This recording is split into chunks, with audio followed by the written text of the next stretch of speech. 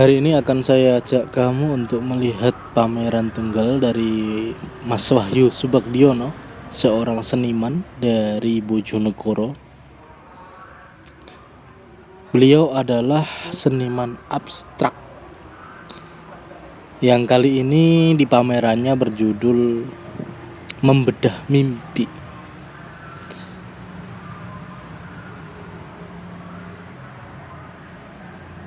Mari kita lihat beberapa karya dari Mas Wahyu Subagdiono. Dan untuk kalian tahu, Mas Wahyu Subagdiono adalah ketua PSHT Bojonegoro, juga Dewan Kebudayaan.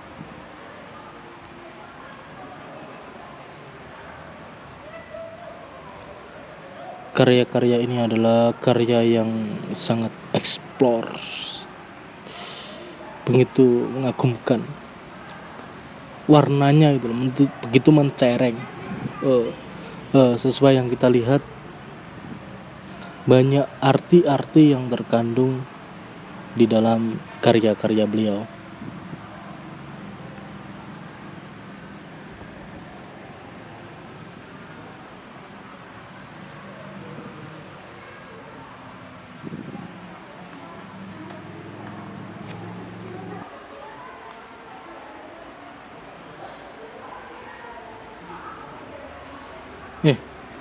Pameran ini berjudul dengan judul Membedah Mimpi.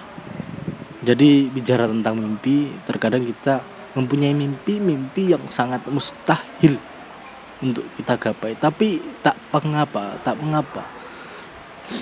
Kita boleh bermimpi, boleh berharap, kita boleh untuk mengandai-andai apa yang ingin kita dapat. Apa yang kamu yakini, apa yang kamu percayai, wajib kamu perjuangkan dengan sungguh-sungguh. Walau pada akhirnya kita harus merelakan takdir yang berjalan atau takdir merengkutnya sewaktu-waktu. Seperti ini loh, maksud saya, kita bermimpi, kita mempercayai apa yang kita percayai, kita perjuangkan dengan sungguh-sungguh. Dan walau pada akhirnya takdir berjalan, itu kita harus melakukan sesuatu yang kita percayai. Tidak boleh kita pesimis dulu, walaupun kita berasal dari desa lah, berasal dari orang tidak mampu lah, atau apalah. Kita seperti kota di tepi pantai. Kalian pasti sangat bingung apa yang terkandung di dalam lukisan ini. Lukisan itu tidak bicara tentang visual saja, tapi bicara tentang kejujuran seorang seniman, tentang rasa, tentang hati. Kadang visualnya juga cantik, tapi juga terkadang sifatnya jelek. Ya seperti itulah. Kalau kita tidak bisa menyampaikan apa yang ada dalam hati, itu percuma. Kita bicara harus dengan kejujuran. Seperti ini. Lukisan ini seolah-olah apa ya, visual kok kayak gini, kok harganya bisa sekitaran 20 jutaan lah, 30 jutaan, bahkan ratusan juta lah, abstrak seperti ini. Tapi ini tergantung yang melihat, tergantung keadaan orang yang melihat. Kadang lebih suka semisal gini, kalau kita cinta dengan seseorang, kalau kita sayang dengan seseorang, tidak akan memandang harga. Seperti juga lukisan ini, kalau kita merasa suka, merasa cocok dengan lukisan ini, pasti uang seberapapun akan keluar dalam kantong kita, dan kita tidak akan menyesal. Seperti contoh ini, Syed Win Poira. Kalau kita gak mengerti, ya sebatas tidak mengerti. Kalau kita suka, kayak ada bunga, kok ada bunga, ada warna hijau, ada warna ungu, antri, kayak orang-orang merebut. pengantrian. Kita bisa menghubungkan semua lukisan itu jadi lukisan kayak antri, jadi kayak kita menerima ridho dari Allah itu bagaimana, mengantrinya seperti apa, terus kita mengerti mengantri.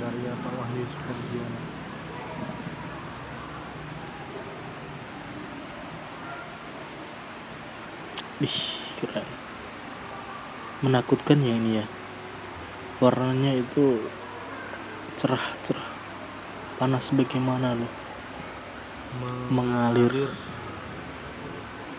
Dalam hidup ya harus mengalir sih menurutku.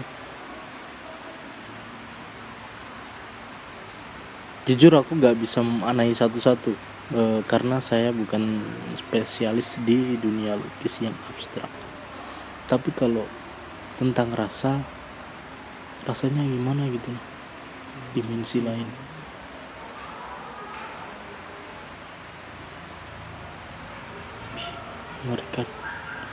Mengerikan.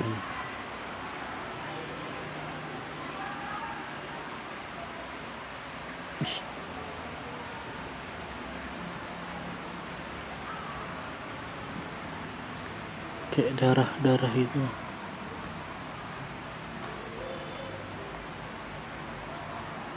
Kota di atas laut.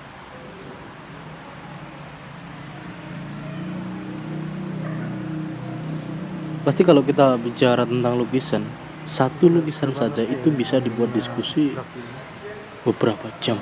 Bahkan beberapa intelektual itu sulit untuk mengartikannya.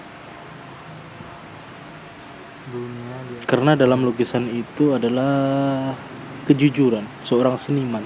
Atau kita biasalah kita melihat tulisan terus kita mengetahui sikap psikologi orang tersebut. Ya sama seperti itu dalam lukisan itu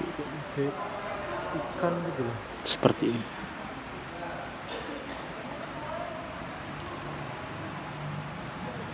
Aku kagum dari Pak Wahyu ini, mengkolaborasikan warna itu loh, sangat padu dan enak dipandang.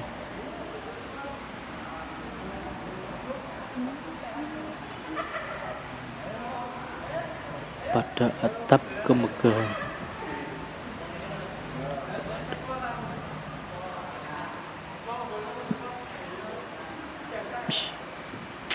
Ri.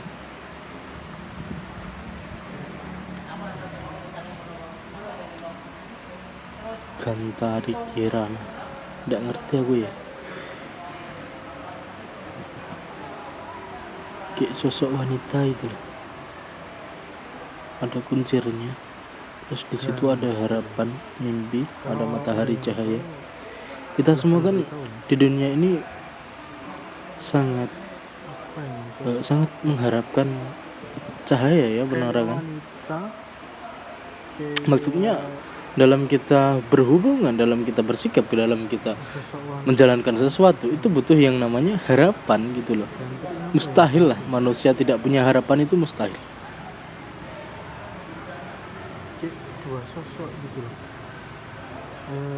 Warna merahnya, hijau, biru, harapan gitu. Aku suka banget yang itu. Sekarang kita lihat titik fokus. Nah, ini kalau di dunia kita melakukan sesuatu itu harus berfokus pada satu titik dulu, baru kita melakukan hal yang lain.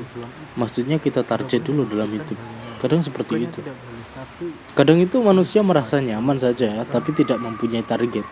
Itu juga hambar. Walaupun dia ngerasa hidupnya itu enak, serba kecukupan, tapi kalau kita tidak punya challenge dalam hidup, itu kayak percuma ya menurutku.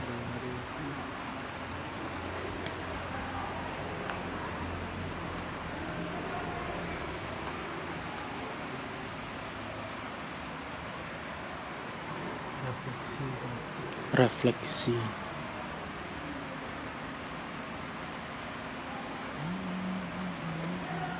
Jujur aku ndak banyak tahu ya tentang lukisan. Ingin menunggu senja.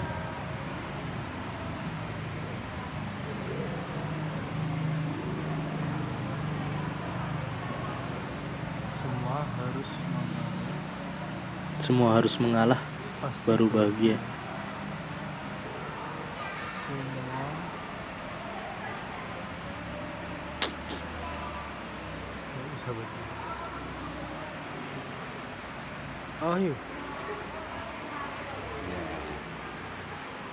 Oke, ini sosok pelukisnya, Pak Wahyu Spakdiono.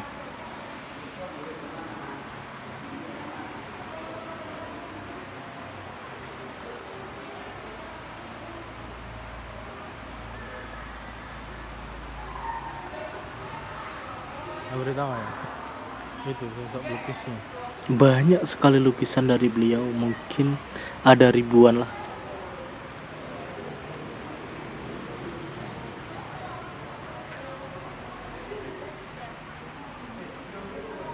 Saya ndak bisa bertanya-tanya atau berdiskusi tentang lukisan kepada beliau karena tidak ada waktu. Mungkin next video kalau beliau berkenan, saya akan berbicara tentang beliau, tentang mimpi-mimpi, tentang membedah mimpi itu maksudnya kayak apa. Maksudnya yang beliau ingin capai dalam berbicara dalam lukisannya itu seperti apa. Mungkin next video akan saya diskusi dengan beliau. Semoga beliau berkenan.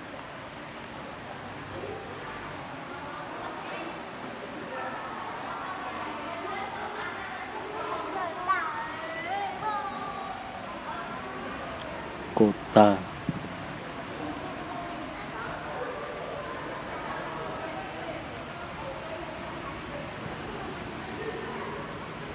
Sudut kota. Ini ya, hal-hal yang kamu anggap remeh, hal-hal yang kamu anggap itu biasa, itu bisa menjadi sebuah karya, itu bisa menjadi sebuah cerita atau pengalaman-pengalaman. Kita kan terkadang gitu loh, memorable dengan sesuatu itu. Kadang kita di sudut kota punya cerita apa, kadang kita di desa, kita di warung kopi, di sawah, di mall, kita bertemu dengan siapa, ada momentum gitu loh. Itu juga wajib kita karyakan atau kita abadikan. Kan ada dalam istilah dunia penulisan itu, ilmu adalah binatang liar dan pengikatnya adalah sebuah catatan. Ya sama juga. Catatan bagi pelukis itu ya visual gambar ini.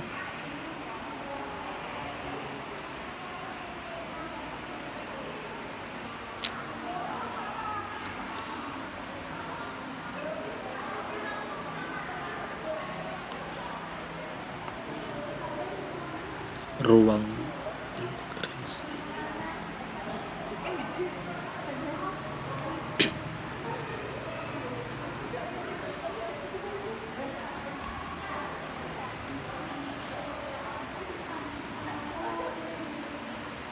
Dermaga.